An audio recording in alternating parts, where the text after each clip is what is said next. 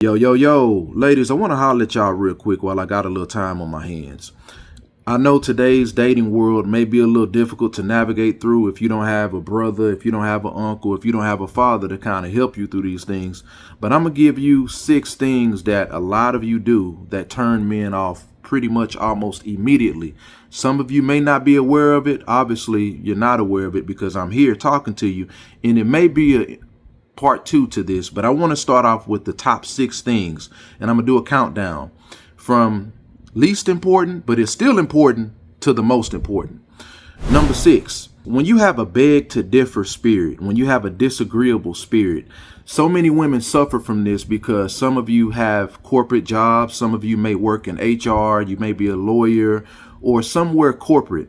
And it seems like a lot of times on those jobs, you have to kind of fight for your position to be known. You got to fight for your presence to be respected in the room. And a lot of you don't know how to turn that off when it's time to be around a man, when it's time to enjoy a man on a date. And when a man is talking to you on a date and you're having a disagreeable spirit, a beg to differ, and you, well, actually, and, technically, and just kind of correcting him. A lot of men get turned off by that because a man wants to be with a woman that not only he's attracted to, but a man wants to be with a woman that he can enjoy conversating with. And if I can't see myself, if I can't enjoy talking to you, I have no purpose talking to you. I have no purpose of getting to know you much further, because if it's that much of a strain, if I'm feeling like I'm talking to a lawyer in the courtroom and I'm on the witness stand, that's a turnoff. No man likes that. Number 5 is very important, actually. Too much joking. I've seen a lot of women deal with this when you joke a lot, especially women along the lines that grew up around men, grew up around brothers, or somewhat of a tomboy. A lot of times those type of women struggle with dating because they don't know when to turn it off. They want to appease to a man sometimes where it comes across as too buddy joking, and that's where there are men out here that will put you in the friend zone if you kind of joke your way around every conversation. Every now and then it's okay to go beneath the surface and have those type of intimate conversations. I understand maybe not the first date or even the second date, but too much joking, too much playing around is a bit of a turnoff. Believe it or not, a man will go along with it and laugh and kind of kid around with you along the way.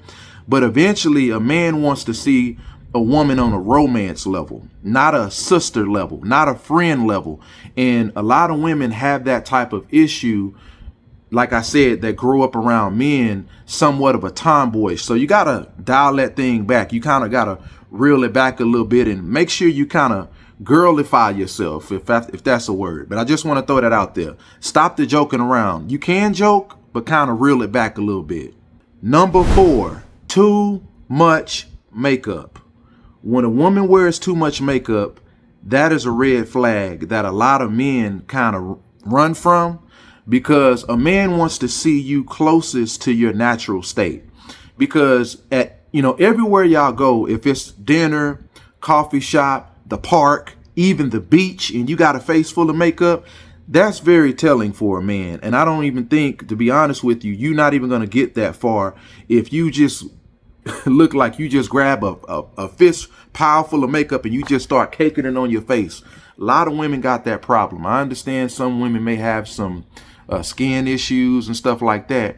But that's some things that you got to navigate around, whether you want to talk to a doctor, a dermatologist or something like that, because a man wants to see the closest natural you as possible, because a man wants to see what is he going to get behind some of that makeup. So it's okay to throw on a little bit of lipstick or some lip gloss, maybe a little bit on the face, but when you overdo it, it's like you're hiding something. When a man is attracted to you from your picture, he wants to see the natural state of outside of your picture, outside of TikTok, outside of Instagram, outside of Facebook. And if you're attractive online and you're attractive in person, but at the same time that makeup is just glaringly bad, that's a turnoff for a lot of men, believe it or not. Number 3, very self-explanatory. Lack of ambition, somewhat laziness. When a man is interested in you and he's already attracted to you and y'all kind of vibing and hitting it off pretty well, after a while, when a man talks to you and you give him that, so what you do today, babe? You know, it's good talking to you. I miss talking to you. You okay? Everything going all right? Oh, I'm doing good. I'm nothing, just chilling. Nothing, just chilling. And he hears that every day. Nothing, just chilling. And you just don't have drive. You don't have nothing going on for yourself. That turns a man off, because a man is attracted to a woman that has a vision, that has a plan, that has a mindset to kind of persevere and accomplish certain things. Case in point, if a woman is on a couple of dates with a man and he's really interested in getting to know her and the things that she's passionate about, that's what a man wants to see. A man wants to see your face light up when you talk about something that's passionate to you. Like if you're a school teacher and you like being around kids, man, I miss my babies. On summer break, but I was ready to go back because I miss my kids, and just whatever in general. That may be a extreme example, but when a man see you have a purpose, when he see you fighting for it, he's gonna fight for you. So you gotta have a passion and you gotta have a purpose in life. Men don't like lazy women, especially marriage-minded men. Now, number 2, this was a struggle because I could either put number 2 at number 1 and number 1 at number 2. But number 2 is talking about your exes, showing that you have baggage. When you're having those intimate conversations and y'all are really getting to know each other's history, and he wants to know if you have strings attached, things like that. It's a very telltale sign when you start talking about your exes and now your body language changes, your mood changes, and he's seeing your face twitching and doing this, and y'all at a restaurant and you stabbing your steak like Michael Myers stabbing his victims because you having flashbacks. Turn off. Immediately turn off. So you got to show that you are healed. He has to see that you are healed from your past relationships, from your past exes. That way he has a clear conscience where, okay, it don't seem like there's any strings attached.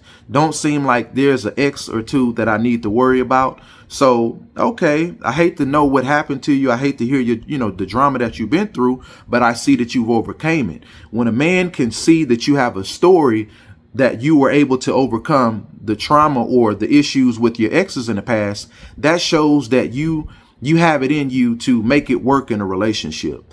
But I just really want y'all women to understand that when you come across as strings attached or issues with your ex, stuff like that, a man can tread lightly to the point where he can just tread off into the sunset.